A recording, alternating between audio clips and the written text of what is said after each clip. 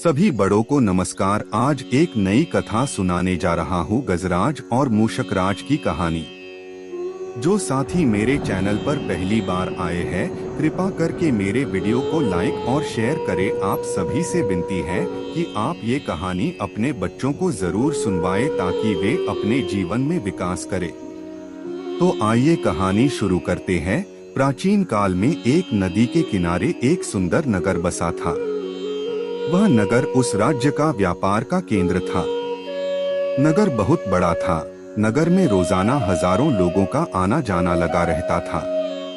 एक वर्ष अत्यधिक बरसात हुई, जिसके कारण नदी ने अपना रास्ता बदल लिया। देखते ही देखते उस नगर की ऐसी हालत हो गई कि पीने का पानी भी किसी को नसीब नहीं होता था। धीरे धीरे महानगर खाली होने लगा। एक समय ऐसा आ गया कि उस नगर में एक भी मनुष्य नहीं था। कुछ समय पश्चात वह नगर खंडर बन गया और खंडहर में बहुत सारे चूहे रहने लगे। खंडर के पास ही एक जल स्रोत फूट गया था। देखते ही देखते चूहों की संख्या बढ़ती गई। चारों ओर चूहे ही चूहे हो गए। उन चूहों का राजा एक मूषकराज नाम का चूहा था। उस नगर के पास ही एक जंगल था। उस जंगल में हाथियों का काफी बड़ा झुंड रहता था। झुंड के सरदार का नाम गजराज था। एक बार जंगल में सूखा पड़ने के कारण सारे जल स्रोत सूख गए। हाथियों के बच्चे जल के अभाव के कारण तड़पकर मरने लगे। गजराज उनके दर्द को समझता था। वह भी प्यास के मारे तड़प रहा था, किंतु उसके पास भी इस समस्या का कोई उपाय नहीं था। गजराज की मित्र एक चील थी। उस चील ने बताया कि खंडहर के दूसरी और एक जल स्रोत है जिसमें खूब पानी है। गजराज को यह बात पता लगते ही उसने अपने सारे झुंड को खंडहर पार करके जल स्रोत तक पहुंचने की आज्ञा दे दी। सभी हाथी आज्ञा पाकर जल स्रोत की ओर रवाना हो गए।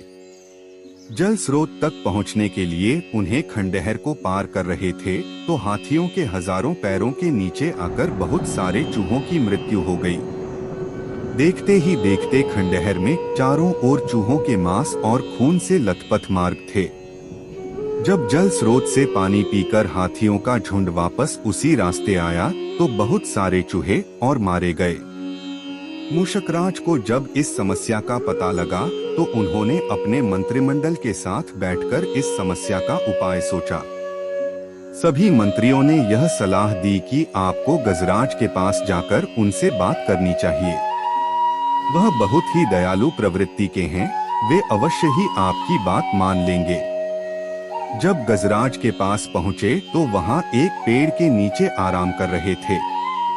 मूषकराज एक पेड़ के पास पड़े शीला पर जा पहुँचे और गजराज को आवाज लगाई, किंतु आवाज गजराज तक नहीं पहुँच पाई। उम्मीद है आपको कहानी पसंद आ रही होगी। कृपा करके मेरी वीडियो को लाइक शेयर कर दे और मेरे चैनल को सब्सक्राइब कर दे। अब आगे की शेष कहानी सुनिए। गजराज ने जब मूषकराज को देखा तो वह उसके पास आए और शीला के पास अपना एक कान रखकर बोले, छोटे मैया, आपकी आवाज मेरे कानों तक पहुंच नहीं पाई है। क्या आप अपनी बात को दोबारा कह सकते हैं?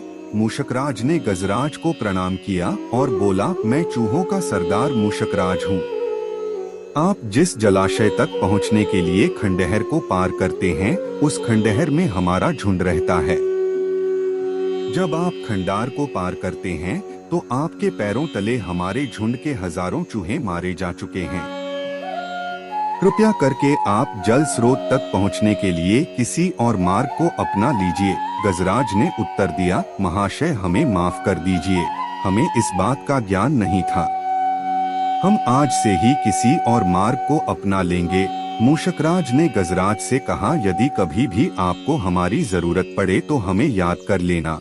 हम आपकी मदद करने के लिए तत्पर रहेंगे।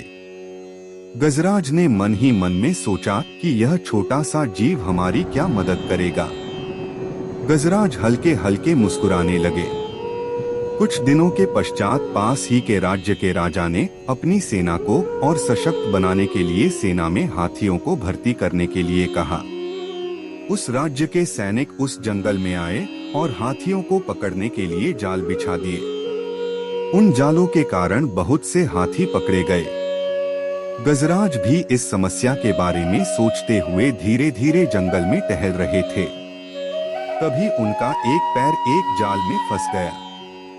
वह जाल से निकलने के लिए खूब प्रयास किए, किंतु वह जाल से नहीं निकल पाए। तो उन्होंने मदद बुलाने के लिए चिंघाड़ना शुरू कर दिया। गजराज की चिंघाड़ सुनकर एक भैंसा उनके पास आया, जिसकी मदद गजराज ने पहले की थी। भैंसा बोला, गजराज मैं आपकी क्या मदद कर सकता हूँ? गजराज ने कहा, पुत्र तुम जल्दी से जल्दी तुम जलाशय के पास वाले खंडहर तक जाओ और मूषक राज को सारा हाल सुनाओ। भैंसा दौड़ता हुआ खंडहर के पास आया और मूषक राज को सारा हाल सुनाया। मूषक राज अपने 20-30 साथियों के साथ भैंसिंग पीठ पर चढ़ गए और तुरंत गजराज के पास पहुँच गए।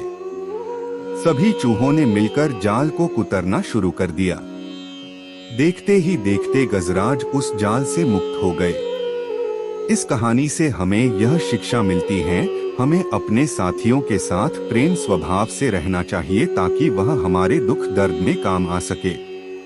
पूरी कहानी ध्यान से सुनने के लिए धन्यवाद। अंत में यही कहूँगा, ईश्वर आप सभी को सुखी रखे और अपना ख्याल रखे।